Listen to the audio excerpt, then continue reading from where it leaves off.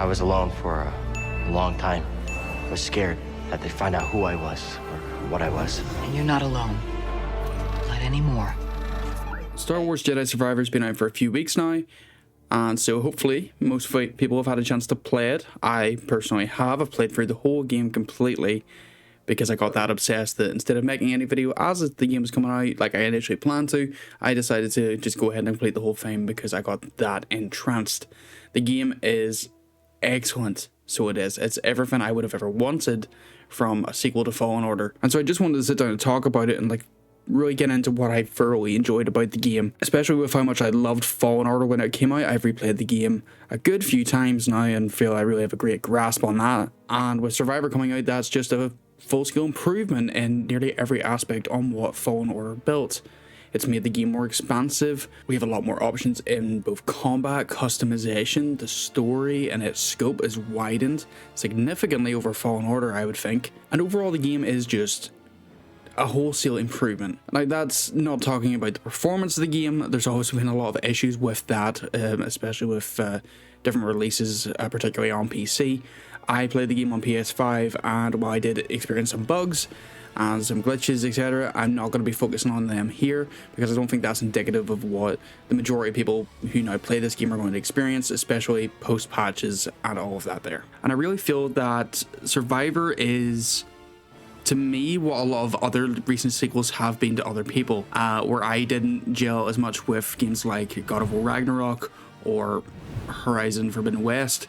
I thoroughly enjoyed this, and I really just felt that I was able to enjoy this game a lot more than I would have been with any of those other titles, especially considering how I really enjoyed the first games, or the previous games, in all of those other two.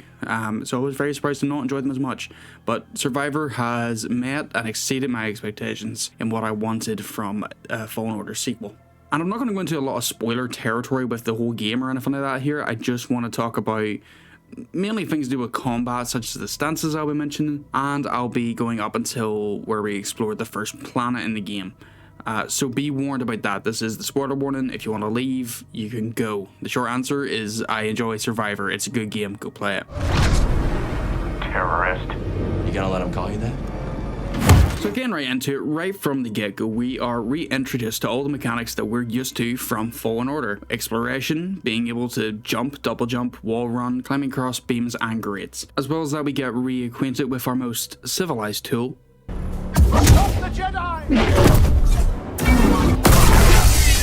the lightsaber. We have near instant access to both our single and double blades from Fallen Order, as well as a sneaky little bit of a dual wielding action, but that's going a little bit farther into it, I suppose. And where initially the dual blades were a super move in Fallen Order, especially in the endgame, or only in the endgame, should I say. In this here, they are their own individual stance, separate, as the same way that the single and double blades are both separate stances.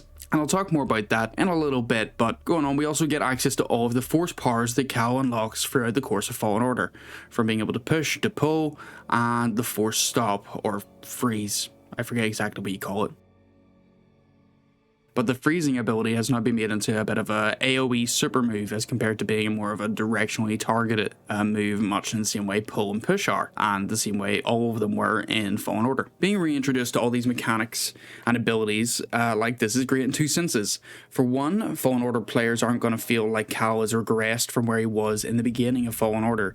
He now has a lot more abilities here than he ever did at the start of Fallen Order, while it also allows any new players who are just coming into Survivor as the first game to just get a big tutorial on how any of these abilities work, and it just feels like you're establishing a great baseline for Cal, and I really appreciate that. You know, they're able to make it feel like this is the start of a new journey, as well as them being able to show that, yeah, Cal is as strong as he was, if not, he is actually stronger, I'd say, than he ever was in Fallen Order. But it is ostensibly all just a big tutorial, albeit with the amazing Coruscant backdrop. And also, as a bit of a side note, and as well as this being a bit of a catch-up sequence and getting us used to where Cal is in this world and what's been happening, we also get a great marker for his strength with the Ninth Sister being the first big boss of the game. I was so happy to see her being back here, especially after you sort of don't know if she died or that at Fallen Order.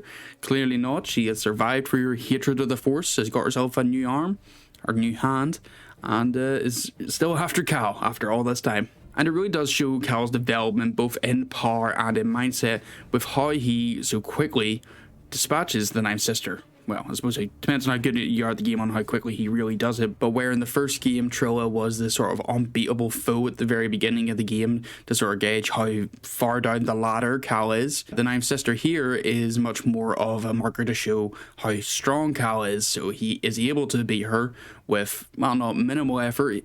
He is definitely the better combatant at this point in both of their lives in how strong they are with the Force in that, and I think it's really good at showing that, especially with how Cal dethrones the Ninth Sister. You can see how he, calmly tries to reason with her beforehand, and also how he just dispatches of her very, very quietly, very solemnly. Like he really has his head screwed on.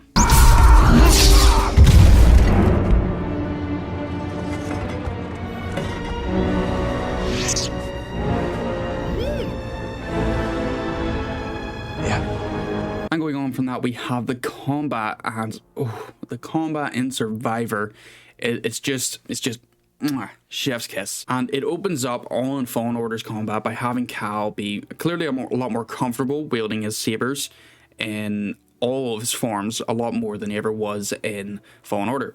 He uses a lot more flashier moves in his combos, both in the single blade and especially in the double bladed lightsaber stance.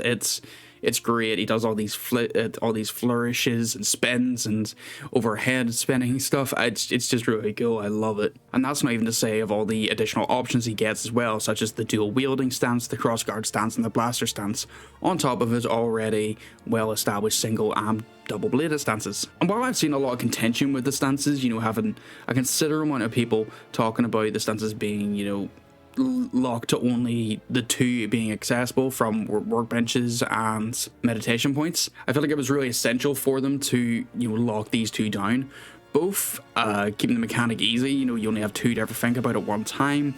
It allows you to sort of have your own version of Cal. He doesn't always just have to be the guy with the single and the double blade. He can be the blaster guy with the heavy guard. He can be the dual wielding dude that just only uses one saber sometimes. You have different options, and I really appreciate having those different options, even if that is at the expense of things like the combo.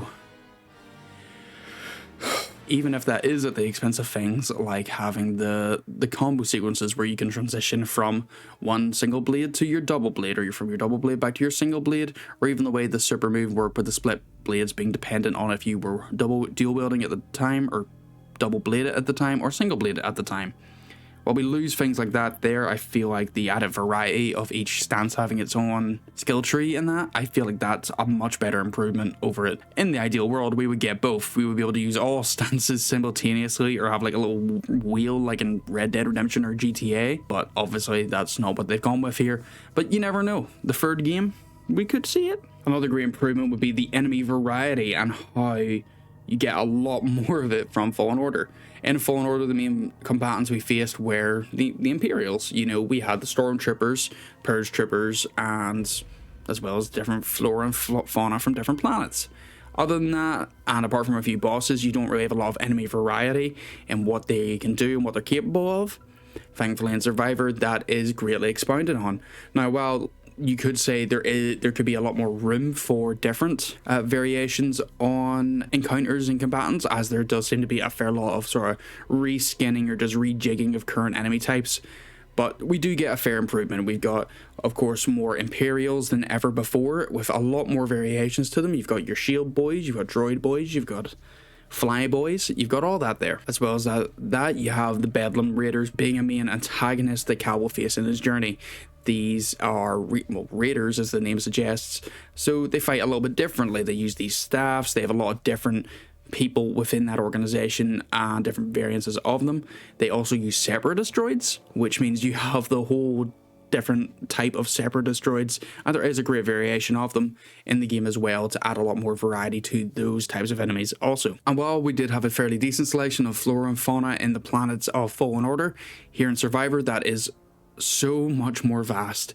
It's actually ridiculous. We get a lot more different enemy types and what they do, and monsters to face basically. And while some of them are quite similar to their Fallen Order counterparts, there's a lot of them that are new and require you to think on your feet and do things a little bit differently than you would have done in Fallen Order fights, for example. Now, I could go on about the combat for a lot longer than I have here if I was really going to go and break down how you have all the different skill trees for your blaster stance,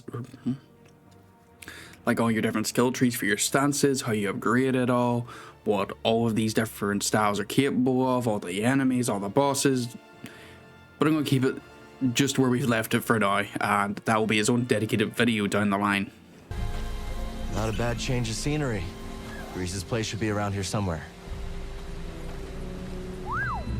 Exploration in Survivor compared to what we had in Fallen Order is miles beyond what we ever had. It's actually mad. Where Fallen Order only had us go through select paths through the planets, usually with a certain way in, way out, and some shortcuts in between.